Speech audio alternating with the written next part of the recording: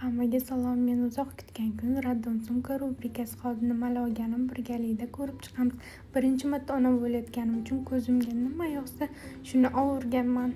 Birinchi navbatda obmennik karta va xolos olgan bir dunyo pampers, suxoy hamda vlajniy salfetka, 4 xil naborli kiyimchalar, kantli va kantsiz plyonkalar va banni sochiqcha, bir martalik plyonkalar, shapochkalar, 2 xil materialli sochiqcha, naskichalar, katta va kichkina butulka va soska, quloq tozalagich, vatniy disk, aspirator, shunaqa shirin qaychilik naborcha, harorat o'lchagich, dori ichirish uchun mo'ljallangan shpris, taroqcha, babxendan bola uchun har xil kosmetikalar.